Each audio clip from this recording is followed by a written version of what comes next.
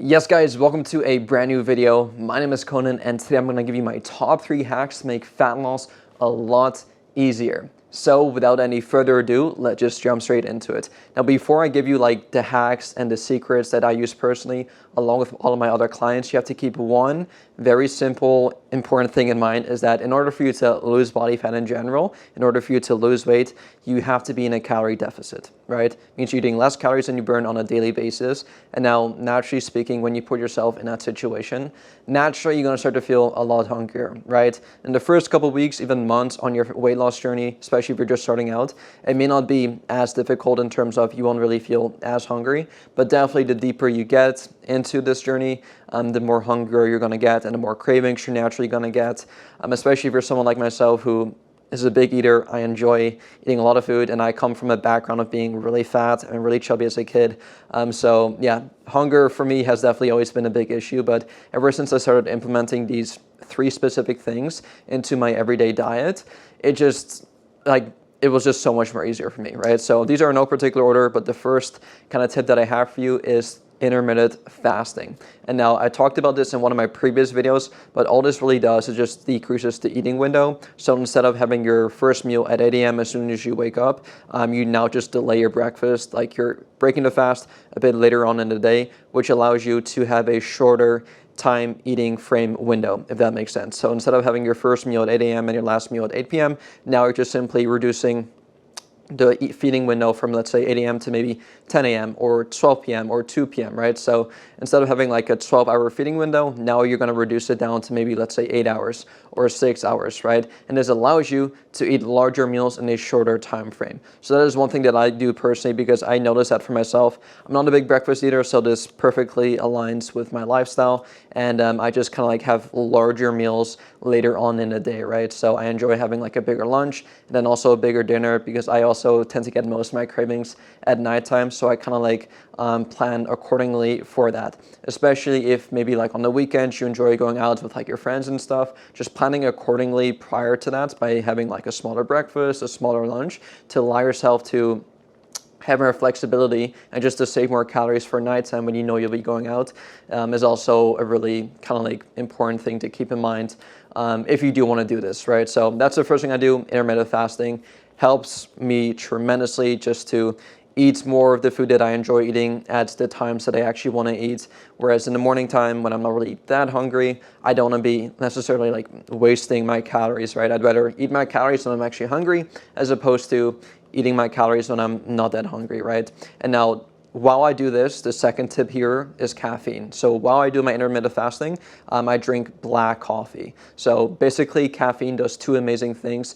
Number one, it suppresses your appetite, which is amazing on a fat loss journey, right? And then the second thing, it also gives you more energy and kind of gives you more like alertness, which is amazing when, let's say you're working a desk job or working just a regular job, a construction job. I don't add any creams or any sugars to it because I like the taste of black coffee. I used to hate it.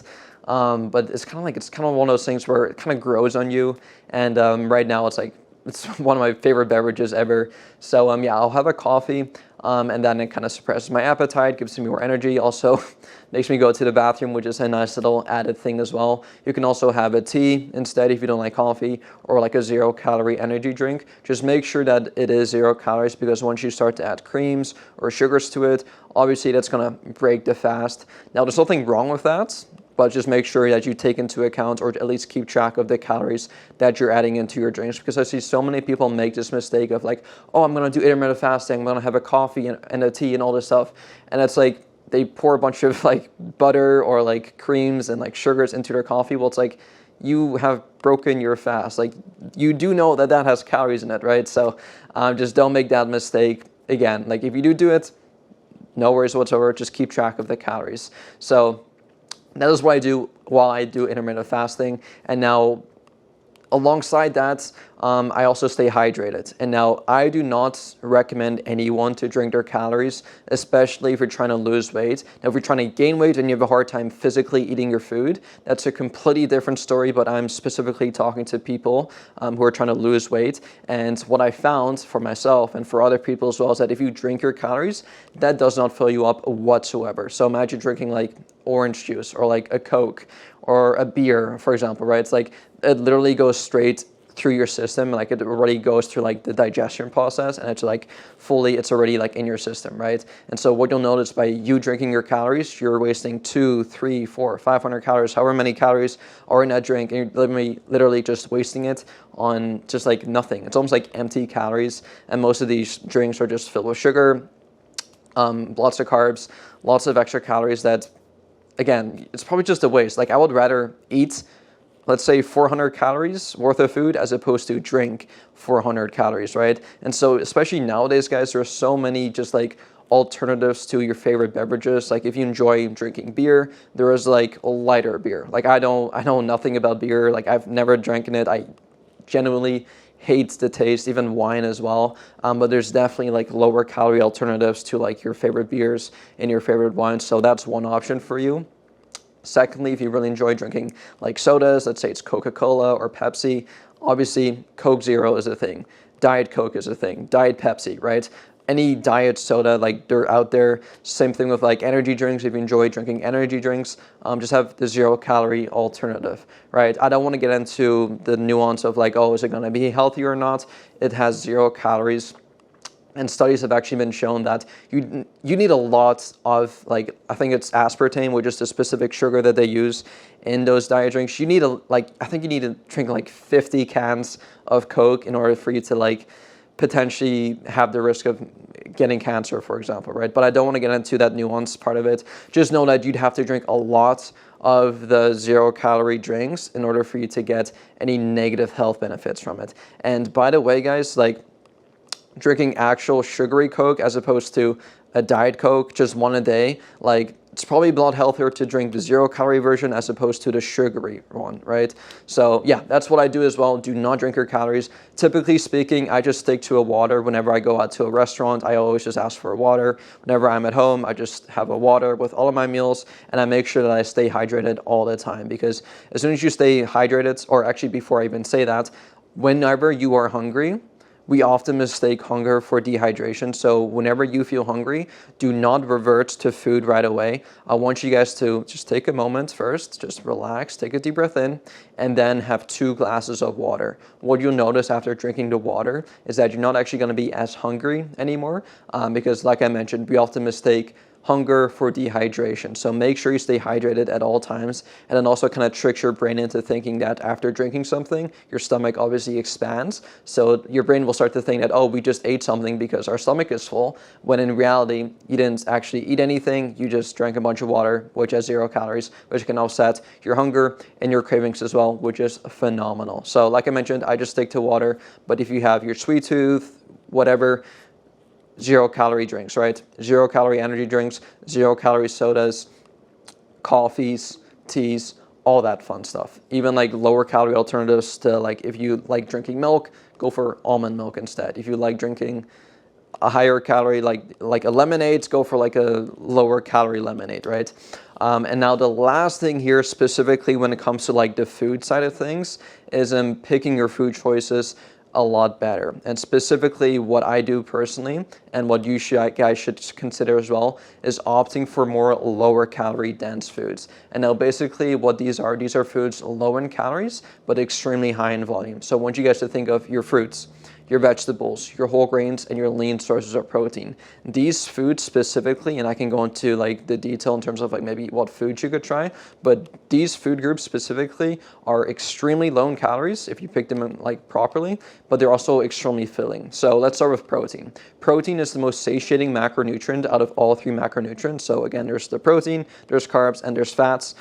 Protein actually takes the longest for your body to like fully break down and digest compared to carbs and fats, which are used for like more immediate energy sources, whereas protein is mainly used to like build muscle and recover from your workouts, and it's like the last thing your body will use for energy. So it takes a bit longer for your body to like break it down. And so what you'll notice by you simply increasing your protein intake to, I always recommend 1 gram per pound of body weight, sometimes even more if hunger is a big issue for you.